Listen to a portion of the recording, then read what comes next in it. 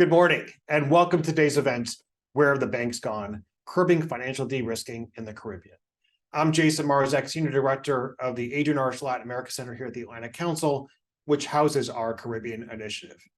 I would like to take this opportunity to extend a very warm welcome to all our attendees and speakers joining us virtually today. I'd also like to give a special thank you to Melanie Chen, board member here at the Atlantic Council and founder of the Caribbean Initiative, who will provide opening remarks in a moment. Today's conversation continues to build off more than 2 years of work by the Caribbean Initiative to look at the drivers and, importantly, the solutions to financial de-risking in the Caribbean. Over the past couple of years, we've convened a financial inclusion task force, which resulted in a groundbreaking report on how the United States and the Caribbean can work together to address this issue. We've also worked closely with the U.S. House of Representatives and its Financial Services Committee to attend a congressional delegation in Barbados to present our task force recommendations at a roundtable at the time that was co-chaired by the Prime Minister of Barbados, Mia Mottley, and the then chair of the committee, Maxine Waters. As well, afterwards, several of our task force members provided congressional testimony last September on these issues here in Washington, D.C. And now we're building off of some of the report's recommendations to launch this new issue brief, which is titled Strengthening Financial Inclusion in the Caribbean, Making a Case for Correspondent Banking Relationships as a Public Good. This issue brief, which is now available, resulted from several discussions with task force members over the course of this year, underscoring the importance of correspondent banking relationships to the health and well-being of Caribbean economies and citizens. This issue brief highlights that Caribbean economies would cease to function without access to correspondent banking relationships. These relationships are at the center of international trade, finance, and remittances, enabling economic stability and growth for governments, citizens, private sector alike within the region. Unfortunately, the Caribbean has consistently faced restrictions and terminations of these vital correspondent banking relationships. Given their small markets and open economies, such restrictions effectively exclude Caribbean countries from the global financial system, posing significant challenges to economic development and financial inclusion. Today's discussion will grapple on several pressing questions, such as how can the United States government and the banking community work hand in hand with our Caribbean partners to fortify financial inclusion? What are the implications of ongoing financial de-risking on the robustness of U.S.-Caribbean relations? And most importantly, how can the Caribbean and its partners ensure that every citizen has secure access to the global financial system? To help unpack and answer these questions, we have a great lineup of speakers, including Baldath Ramkusan, who is the General Manager for Group Risk at Republic Bank and was a member of our Financial Inclusion Task Force in 2021, Director Young Lee, who is the Director of Financial Transparency and Regulatory Policy at the U.S. Department of the Treasury. It's great to have you with us. Dalton Lee, Board Director for Eastern Caribbean and Barbados at the Caribbean Association of Banks. CAB is a friend and important partner of the Caribbean Initiative's financial inclusion work. And finally, we have Henry Mooney, Economics Advisor for the Caribbean at the Inter-American Development Bank. Henry has been instrumental in the writing of both reports and was a member of our task force in 2021. The conversation will be moderated by Wasim Molla, Associate Director of the Caribbean Initiative here at the Atlantic Council's Adrian R. Latin America Center. Thank you to our speakers for joining us, and I look forward to the discussion. Before we begin, it's now my pleasure to pass to Atlantic Council Board Member Melanie Chen. Melanie, over to you. Thank you, Jason, and thank you to our speakers for joining us today.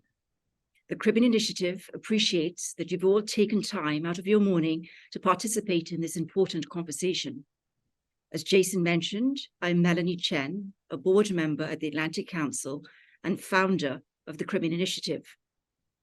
When I founded the Caribbean Initiative, addressing the causes and effects of financial de-risking was one of our first objectives.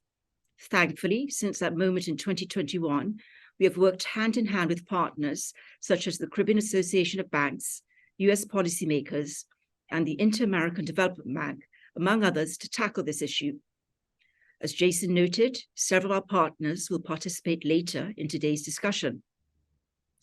The reason we have prioritized financial de-risking over the past few years is because without corresponding banking relations, the region's economies would cease to function.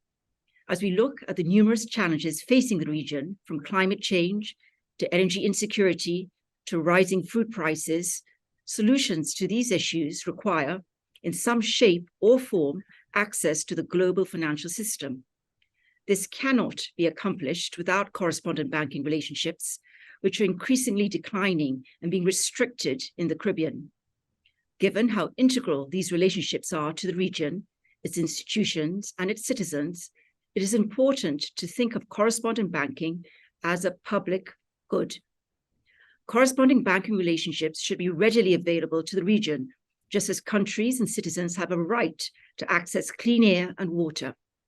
This is the basis of the new issue brief by the Caribbean Initiative released yesterday, which Jason mentioned, which I encourage all partners of the region to read. We thank all the Pan-Caribbean and US experts that helped on this important report. What we have learned over the past 2 years in speaking with partners across the hemisphere is that there is an increasing appetite from all parties to find a solution which prevents future financial de-risking. To our friends in the Caribbean, please know that this latest publication and today's discussion is not the end of our efforts to work with regional partners to address financial de-risking. Hopefully, the insights and ideas that results from this morning's conversation will help chart the next steps of our work on this issue. Therefore, we welcome all participants and those of you in the virtual audience to engage with us as we embark on our next chapter. I look forward to the conversation, and I'm confident that by working together, we'll make progress on a critical challenge to Caribbean development. To begin the discussion, I'll turn it over to Wasim Mola, Associate Director of the Caribbean Initiative, who will moderate today's discussion. Was, over to you. Thank you, Melanie, and thank you for your support of the Caribbean Initiative. And thanks to Jason for the welcoming remarks at the top of the program. As Melanie and Jason said, I just want to reiterate my thanks to all the speakers that are joining us today, especially an early morning event at 9 a.m., and also to everybody that's tuning in virtually as well. To tweet about this event, please feel free to use the hashtag ACCaribbean. As already mentioned, today's conversation marks the launch of a new publication from the Caribbean Initiative team, which is now available on our website, titled Strengthening Financial Inclusion in the Caribbean, Treating Correspondent Banking Relationships as a Public Good. So today we'll discuss some of the rationale for deeming correspondent banking relationships as a public good, or as we also say in the report, deeming it critical financial market infrastructure. We'll talk about where financial de-risking is occurring in the region, what are some of the driving factors, and what are some of the economic effects facing Caribbean economies. Then we'll talk a little bit about the strategies currently being undertaken by the region and its partners, such as the United States and multilateral development banks like the Inter-American Development Bank. And it's great to have Henry Mooney here with us from there. But before we get to these topics, I think it's important and it's crucial to understand why correspondent banking relationships matter anyway for the region. And, I want to turn it over to, I want to start with Baldath Ramkissoon and Dalton Lee, being in the region right now, but representing different parts of the region and working in the banking sector. I want to get from each of your perspectives, can you talk about the importance of corresponding banking relationships for Caribbean economies and for citizens alike? Baldath, I'd like to start with you, and then Dalton, we'll go over to you. Baldath? Thanks, Wasim, and good morning all. As we all know, the Caribbean in terms of population, the geographic size, and collective economic wealth is comparatively small. As small open economies, many are either highly dependent on tourism flows, or the economies are reliant on agriculture and natural resources like bauxite, oil, and gas. All countries are highly dependent on imports for both food security and energy security. If we think of it, many of these countries are not self-sufficient, for instance, in food, pharmaceuticals, telecommunication devices, automobiles, etc. Goods and services that are required for basic quality of life. Within the Caribbean, we have currencies that are not internationally traded, firstly. And then secondly, most of the banks that operate in the Caribbean and in these jurisdictions we don't have a global footprint to be able to conduct cross-border payment services.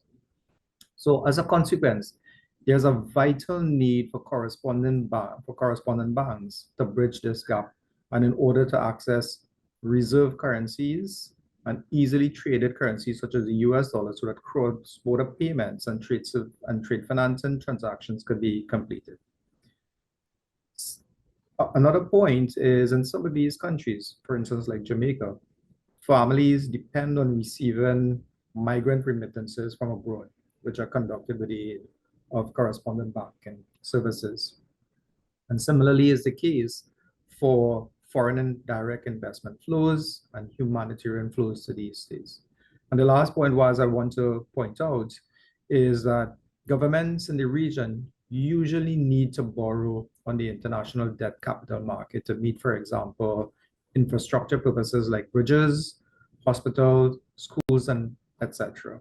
So as a consequence, correspondent banking services are essential conduits for accessing international capital markets and to support economic growth, economic development, and finally, economic recovery in these countries. Thanks, Baldath. That's a really great overview on the importance of correspondent banking relationships in the Caribbean. Dalton, want to go to you, maybe provide a perspective from the Eastern Caribbean and some of the unique challenges that they'll face, but why this is so important for their economic well-being.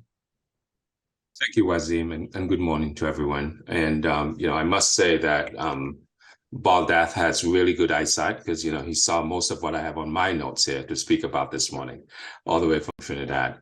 But I think most of what he said is applicable to the islands or to the banks in the Eastern Caribbean specifically. But I think that, I would make a few additional points that just to reiterate some of what he said, and then to highlight some of the unique issues that we face in the Eastern Caribbean, right? I think what Baldath said was that, throughout the region combined, there was about $2 billion worth of trade between the region and the United States on an annual basis. Those are the most recent numbers that we have. And that trade is the lifeline of the small and developing countries in the Eastern Caribbean, right? Because we don't produce anything in the Caribbean save for foods and vegetables and and kind of agricultural produce, right? So we're definitely net importers of food, healthcare, energy, all of the basics that are required to live a normal 21st century life, right? And what we have been experiencing is, it's really an existential threat to that. In that we cannot exist, and we're small, and so we oftentimes just do not meet the minimums that are required for correspondent banking relationships, but we still have the same needs as all of our bigger brothers and sisters in the region and around the world. And so if you were to go to Montserrat, where I'm from, and where our bank is perhaps the smallest commercial bank in the region, we have a population, a full population year-round of 4,313 people, and of which probably about I would say 2,000 or thereabout are bankable, right?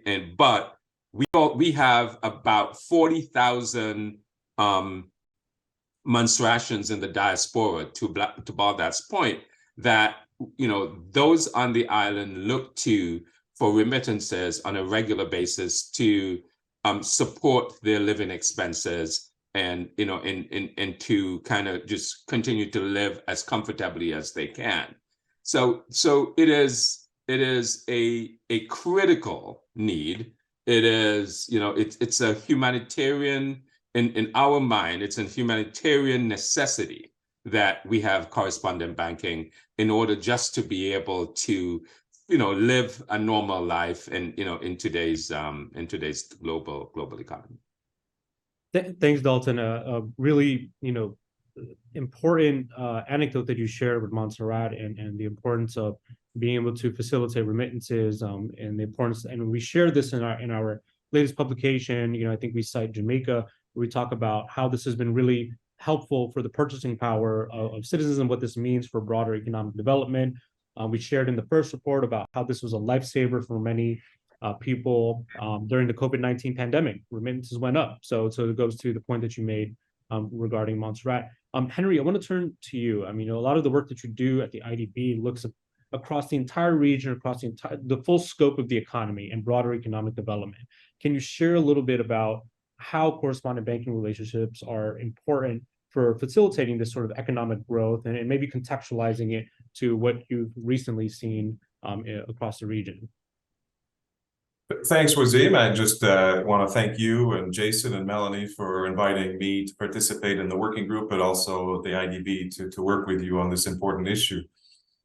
Just to begin by echoing everything that was just said, these are small, open economies that are incredibly reliant on foreign exchange and trade for their economic activity. As I think Baldath mentioned, there are very few regions in the world that are more dependent on things like tourism, resource trade and exchange for economic activity. But at the IDB, we're very focused on fulfilling our mandate and working with our clients to help them accelerate inclusive growth, right? And I think that it's important to when you're thinking about issues like correspondent banking, to think about it not only in terms of its significance to the economy right now and its proper functioning, but also thinking about finance as really going to be the key driver of growth for these economies going forward, right? So as you mentioned, and as I think Baldath and Dalton mentioned, you can look across the entire spectrum of the significance of foreign trade and payments. As you mentioned, countries like Jamaica and others in the region are more reliant, for example, on remittances than almost any other region of the world. And that was really a key, not only in the COVID crisis, but in previous crises in terms of sustaining the economies through those shocks. So anything that interferes with the ability of not only people, but businesses and banks to transfer those resources across borders is going to be a risk for not only current economic activity, but also future growth. But I think thinking about it in those terms is really important, right? The future of this region and others is going to be foreign finance, for investment, for growing businesses, for governments accessing capital markets, and anything that creates frictions, as we economists like to say, in terms of facilitating those transfers is really a risk to future development. So from our perspective at the IDB, we see this as significant, and making sure that finance is available readily and at relatively low cost. That's going to be the key to future development and growth in the region. Thanks, Henry, and great comments, especially finance being a key driver for future economic growth. So, Director Lee, I want to turn to you now from a U.S. government perspective, and hearing the comments from Henry, from Dalton, and Baldath, and understanding the importance of correspondent banking relationships in economic development. What does this mean for the U.S. Caribbean economic relationship? How do correspondent banking relationships play in the U.S. government's engagement with the Caribbean, but also, if you can, maybe elsewhere in the world as well? We understand other regions in the world are affected by financial de-risking, but we'd love to get your perspective from the U.S. government side. Sure, and thank you so much for having me. I'm really looking forward to this great conversation. I think that we all have a lot to learn from each other. I know that this is an issue that many people have been working on and seized with for many years now, and I know that it can be frustrating, but I know that there's great energy behind all of our efforts, and hopefully this will be just a continuation of that. I feel like being preceded by all of these great panelists. They've said a lot of what I think I had planned to say. It's pretty clear about the importance of correspondent banking relationships in the region. They're obviously important for facilitating international trade and finance. They're critical for cross-border transactions, to support international trade and development, and remittances and humanitarian aid. I don't need to repeat a lot of what my great co-panelists just said. Obviously, we're going to get more into this and the consequences of this later on in the discussion, but it's an issue that is not only facing the Caribbean, but a lot of other jurisdictions that are sort of similarly situated and face a lot of similar issues in terms of the sizes of their economies and the limitations there, and the lack of incentive for these private institutions, which are currently providing correspondent banking relationships, to engage and to have those relationships. So we see this a lot, not only in the Caribbean, but in much of Africa, in a lot of the South Pacific, particularly very small island nations that I think are similarly sort of geographically limited in size and diversity of the economy, et cetera. So, yep. Thanks, Director Lee. And so, given that it's an issue that is affecting more than just the Caribbean, right? As you mentioned, different regions in the world are affected. Going to the sort of the subject matter of the report that we released yesterday on deeming correspondent banking relations as a public good, as critical financial market infrastructure. Is this something that you, and I want to hear from all of our speakers, but starting with you, is this something that can be done? Is this something where there can be, where institutions like Treasury or other MDBs place greater importance on correspondent banking relations as they look at their engagement with Caribbean nations, but also other nations that are affected and institutions that are affected by financial de-risking? But so we'd just love to get your thoughts there. And then I would love to go to Henry, then Baldath, and then Dalton. So I mean, in the current state of play, we don't.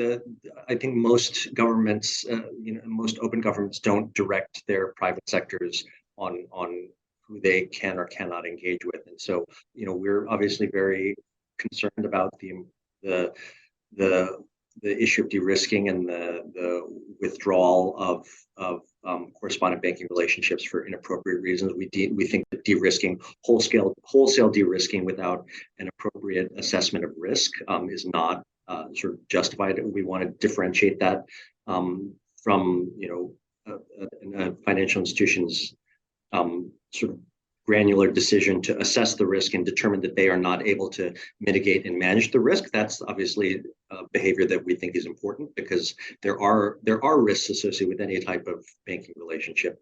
But we really want to focus on de-risking that wholesale sort of indiscriminate loss of banking relationships, which I know that the Caribbean and other regions face. So it's been a vexing question for many years. We had a recent de-risking strategy that I'm happy to talk about further, but as we go on in the discussion. But it's obviously pretty critical that we all work to make sure that we do whatever we can within our authority to incentivize these relationships.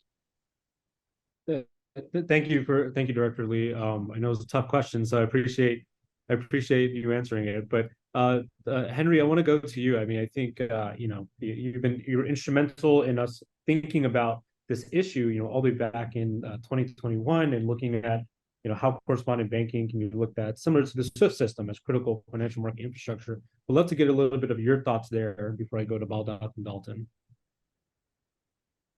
Sure, thanks. I mean, I think it's important, to step back a little bit and think about the actual problem we're trying to address, right? I mean, I think, it's not just the United States, but many governments have decided that it's important to increase the standards in terms of compliance and regulation for very legitimate reasons. So I think, obviously that is one of the, not the only driver, but one of the key drivers of this phenomenon that we're seeing of de-risking. So I think that there are very legitimate objectives that are worthwhile and important to pursue, but at the same time, some of the unintended consequences of that objective, have been raising the cost of compliance and the risks associated with actions taken against institutions in the event of non-compliance, whether, which I think everyone will agree is generally when it occurs is not intentional.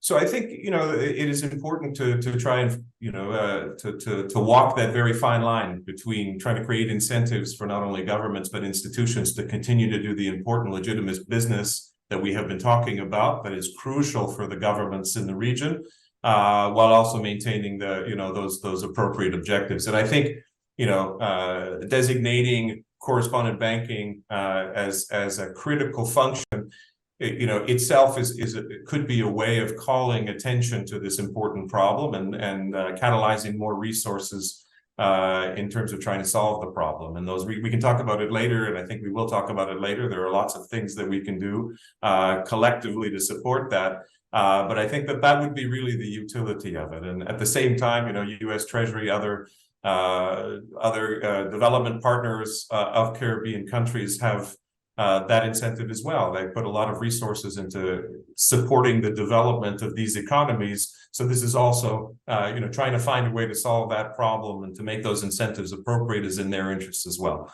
So I would say that that's the idea, right? If we put a spotlight on this issue through this kind of conversation, and then take the actions needed to solve the problem.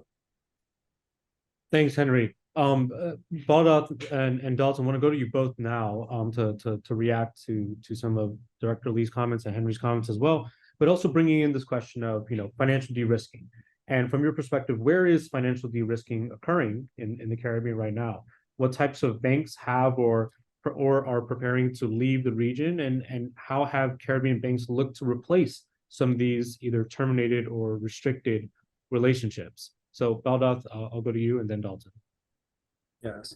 So I just want to kind of on Henry's last point, sort of build on it. I would say there has been some precedence already in terms of the financial sector as a critical market structure. For instance, in the United States, the Cybersecurity and Infrastructure Security Agency has recognized the financial services as critical. And that is because of the need to protect clients' funds and assets, etc. As I had mentioned in my first response, the small open economies, we're highly dependent on import flows. And so without that, basic goods and services cannot be provided, and hence a crucial role for correspondent banking services to be present. Treating with the question was of where we're seeing financial de-risking in the Caribbean. I would say, so I just kind of want to get back to the point of what have really kind of been the drivers. And we've seen really two drivers. One has been the whole notion of AML and the perception of high risk being present in the region. The fear of the correspondent banks bearing the liabilities of respondent banks around violation or deficiencies or so. So there is that fear. And then on the other side, there is also the cost of compliance, and there's a cost-benefit analysis that goes in there to ensure that these transactions are viable for the institution. When I look at the region, and I look at the presence of the banks that are in the region, I will stratify it into three categories. The first category would be the very large multinational North American headquarter institution. The second category would be large regional banks like ourselves. And then the third category, I would say, would be the small indigenous banks. And that latter category has really been significantly impacted by the issue of de-risking and in those jurisdictions. So it is a fact, and it has been recognized that the risking situation is not only a wholesale withdrawal of correspondent banking services, but is also a limitation of certain products and services, as well as the type of certain clients that you are probably not permitted to transact with. So there has been some degree of financial exclusion as well as a consequence of the phenomena. I would also say as well too, from our perspective and from the jurisdictions that we operate, which includes Guyana and Suriname in the South American continent, that it has been a combination of both the major US correspondent banks as well as major European-based banks that have been part of the de-risking phenomena for us. Thanks, Baldath. Really excellent points. Dalton, I want to go to you for maybe your perspective on the Eastern Caribbean and Barbados as well. I think that what Baldav says is applicable to, excuse me, the Eastern Caribbean and Barbados as well. Excuse me. Oh goodness. I'm sorry. But I think more so to the smaller Eastern Caribbean territories. I think we have been felt the brunt of the de-risking probably more so than our bigger brothers and sisters in the Caribbean. You know, I think of obviously Montserrat. I think of Nevis. I think of Anguilla. I think of the BVI. I think of some of those. You know, those are relatively small territories in the region, and you know, we all to some degree have little or no correspondent banking relationships, right? And how does that impact, you know, the economic fiber of our countries, right? I think that first of all, we, as Baldav said, you know, we have to start looking at in other places to find ways of moving money. And I think one of the big tragedies of this AML CFT compliance standard that, you know, we're all being held to is that by just the mere implementation of that, which, you know, I would agree with Director Lee, you know, the banks have every right to do because that's how they manage, you know, their depositors' funds, right? But I think one of the unintended consequences of that is that individuals, to Baldav's point, some get excluded from being able to use the services of the bank. And as such, more money end up outside of the SWIFT system, which is really, you know, counterproductive to the implementation of the standards to begin with, right? So I think that is one of the things that we're seeing.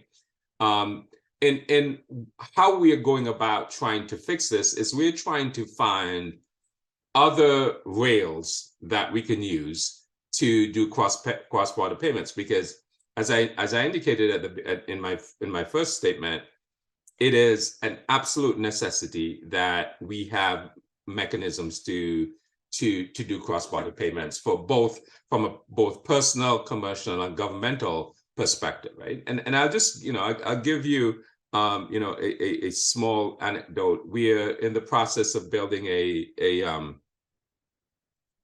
port in Montserrat, and we've hired an external contractor to do so. And, you know, obviously funds are going to come in from, you know, their home office, and it has to come in. And the process of getting that money into Montserrat, you know, almost, you know, I think they considered using another island and then doing the internal EFT to get the money to Montserrat. That is how challenging it was, and they couldn't, you know. So I think it has a definite adverse impact on how, you know, on all aspects of life, actually, if we think about it. And the final thing I would say about it is that the cost that we incurred as small indigenous banks, for the most part, in the Eastern Caribbean, not so much in Barbados, but the cost to implement and to meet the regulatory standards that have been set for us has been, you know, in some instances onerous, right? And so we obviously have to figure out ways to defray that cost. And so it invariably ends up costing our customers more, thereby, you know, driving up their, you know, their cost of either the cost of transactions, but also just, you know, their expenses that they have to incur on a month-to-month basis.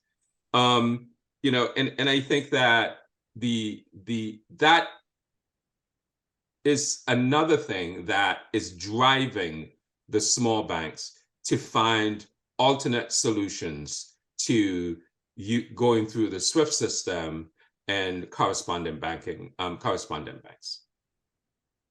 Thanks, Dalton. Really, really great points, and kind of leads into a question that I wanted to pose to you, Director Lee. Hearing from Henry, Dalton, and Baldath, how do the effects of financial de-risking affect the United States and its own relationship, its own economic relationship with the Caribbean? How does it affect U.S. national security? And would also ask a follow-up as well as what are some of the things that that U.S. Treasury and the U.S. government agencies are doing or looking to do to prevent further financial de-risking or address some of the economic effects that we've heard today? It's a lot to cover there. I'll try to do as much as I can. But first of all, please, I hope everybody just please calls me young because I look around and I'm wondering who Director Lee is. But anyway, I think that I think I can start with what Dalton ended with, and I couldn't agree more that we have to be careful of the unintended consequences, right? We have our AML-CFT goals, but de-risking can often undermine those goals and have unintended consequences, because when remittances or other financial flows can't go through well-regulated financial networks, we have less insight into those. We empower less reputable financial facilitators, including providers of unregistered services, which is counter to what our overarching AML-CFT goals, not only in the region but in the world, are. So that's counterproductive. We obviously want to avoid that. It's also important to note that de-risking also undermines the provision of legitimate humanitarian assistance. I think we've touched upon that. Other essential flows, I think all other participants have noted that. And again, when it comes to U.S. security interests, we don't want, we view de-risking and the provision of correspondent banking relationships as a national security issue, because we don't want to push countries to seek closer economic relationships with our geopolitical rivals, and that's something that we have to be mindful of. I think it is a significant concern in the South Pacific region in particular, but it is a concern throughout the world, in the South Pacific, in the Caribbean, in Africa, et cetera. So I think that's one of the reasons that you've noted that a number of Congress people and other officials are very interested in this issue. That's I think why we were mandated in the Anti-Money Laundering Act to issue our de-risking strategy, which we did in April of this year. And we focus on the notion that, hey, in the current state of play, these are private relationships that we can't direct we can't direct institutions to undertake. But what can we do to address what we view as one of the key drivers, and that is profitability? That was one of the key findings of our de-risking strategy, is that the profitability and all of the issues associated with that, i.e., higher costs, et cetera, all tie into that. So what can we do to provide the incentives for U.S. and other major global financial institutions to provide and maintain these relationships? So there were a number of domestic facing recommendations. I don't know that they're as relevant here because they really focus on, I think, a lot of the problems that are MSBs that are the outbound flowers for remittances. But I want to focus in on a couple of things that I think are most important for the Caribbean and other regions. We want to bolster our international engagement to strengthen the AML-CFT regimes in terms of bilateral engagement and technical assistance, et cetera. I think one of the most interesting things, and this is something that's going to take a fair amount of work and a political will, not just in the US, but with key regional partners wherever we stand this up, is to explore options such as a regional consolidation project. And that would be some kind of body that is stood up, and we're still sort of scoping out how this would actually happen in practice, but some kind of institution in the region where you can consolidate all of the flows that are individually too small to be worth having a U.S. correspondent engage with, but having them all consolidated, having it well regulated, supervised, et cetera, and then having that as the outbound or the respondent for the U.S. or other international correspondent bank. And that's I think something that will take a lot of work. It's very complicated. It is easy to describe the concept. It is much harder to put it into practice, but that's something that we're thinking about. And we want to other things that we're exploring that are within the U.S. government's control are ways to modernize the sanctions regime, ways to reduce burdensome requirements for processing humanitarian assistance transactions, et cetera. So, we have a lot of ideas. I think that some are sort of more short term, some are medium term, some are longer term. But I think that, to the extent that there is will and effort and resource, that it's something that we're looking into exploring as many of them as feasible. Thank you, Young. And please, thank you for that overview, and please count on the Atlantic Council to be a partner in supporting any efforts to help address these issues. So with our final 4 minutes, I want to give Henry and then Baldath and Dalton an opportunity to perhaps react to some of Young's comments, specifically about this idea of a regional solution to help improve profitability with regard to the issue at hand. So Henry, I'll go to you from your perspective at the IDB, and then Baldath and Dalton, I'll give you the last word. Sure, thanks. I mean, maybe just a quick reaction to some of the conversation that took place. I mean, as I mentioned before, the IDB's mandate is supporting our member countries in accelerating growth that should be faster, but also more inclusive. And I think the inclusive angle is important to remember here as well. Just to put some perspective on it, in Jamaica in 2021, remittances were about 25 percentage points of GDP. Most of those transactions, the lion's share of those transactions, were just a couple of $100s each, right? Are relatively small. So when you think about the implications of these frictions of the higher costs and complexity of transfers, it actually, when you think about it, is actually affecting the most vulnerable most, right? So individuals, the more vulnerable individuals, small enterprises, et cetera. So that's something to keep in our minds as we think about the potential solutions, because the large corporates transferring a couple $1 million at a time, they're not the ones having the problems. It's actually the small businesses and the individuals that we should really care about. But just to react to some of the solutions, I mean, this is, that's exactly what I think we as an institution, and I'm talking about the IDB, have been focused on, right? So supporting our governments with technical assistance and capacity building in terms of regulation, supervision, reporting, data. These kinds of things are crucially important to help not only governments, central banks, regulators, but also the institutions themselves comply with these increasingly high standards, right? So I think that that's a key element of whatever we do going forward. And I think that the IDB, sees that as a crucial pillar. The idea of aggregation and sort of creating some kind of institution that can, as I mentioned before, aggregate some of these smaller flows that are no longer economically viable. I think that's a great idea. In fact, I think it's one of the ideas that came out of our task force and is included in the report. We have been supporting through our private sector arm as well, some of the corporates and banks in the region towards similar goals.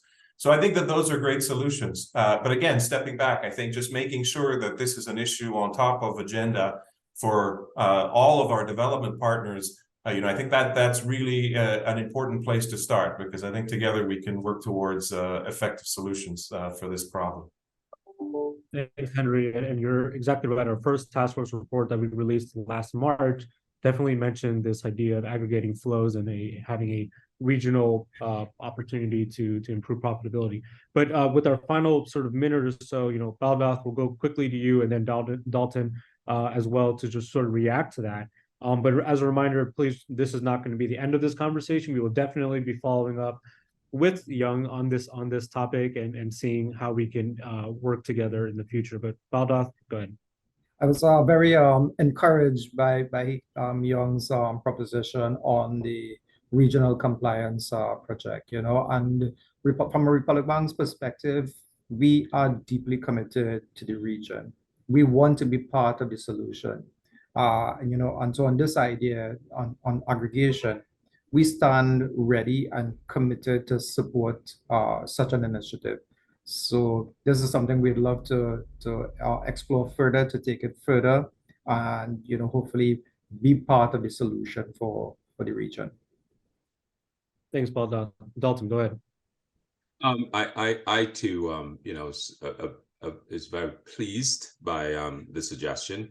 I will say two things with regards to what Young said in his last remarks. The first around the regional consolidation method of, kind of pooling stuff. The Eastern Caribbean banks, as part of the, who are part of the Eastern Caribbean Currency Union, did a feasibility study probably about 2 years ago. We hired EY as our consultant, and the goal of that was to do just what you're suggesting for the banks in the union. And what we walked away from that with was just how cost prohibitive it was for us, the 12 banks that make up the union. And so I think your point to having a broader, kind of inclusive entity that would be the consolidator, that I think that clearly is would be a more viable opportunity. And then the final thing I would say is with regards to your comment about, kind of, improving or updating the sanction regime. I think it is in so doing, I know this is not your area and that this is, this is state, but, I think the INSA report that comes out, I think to the extent that the territories and the countries that are impacted by it can have a voice at the front, some input, some opportunity to explain or to provide concrete data that may or may not support the hypothesis or the rationale for the outcome of the report, I think would be really, really beneficial. Because I think in a lot of instances, what we see is that the region in general is being kind of treated as a monolith, right? And and there are countries, obviously like mine, with 4,300 people. Again, I'll say that, where if someone walks into the bank and say they want to transfer, $15,000 from Montserrat to someplace, no matter where it is, red flags would go off, right? It would just be like, well, what's going on, But so I think, and that probably would not be the case in larger countries in the region. And so, but to have us all treated as the same, I think is, does not get to the crux of the matter, and does not treat us as the individuals that we are, and how we all have tried our best, and in some instances, met and exceeded the standards for the for AML CFT. So I think that'd be the point, the last point I'd like to make. Thank you, Dalton, for those important and closing comments. On the INSA report, it's something else we mentioned, not just in our first report, but also in the issue brief that we released yesterday, on the importance of how that plays as a partial driver of financial de-risking in the Caribbean. Once again, want to thank all of our speakers for participating today. We could have talked for hours about this topic. I know that we could have, which means that we'll only have to have a follow-up conversation. Again, want to thank the Atlantic Council events team for all their support. Thank Melanie Chen, our founder and also board member at the Atlantic Council, as well, for joining us today, and Jason Marzak for his remarks at the top. Want to give a special thank you to Charlene Aguilera, as part of the Caribbean Initiative team, to help organize this event. And once again, to everybody that tuned in virtually, really appreciate your time.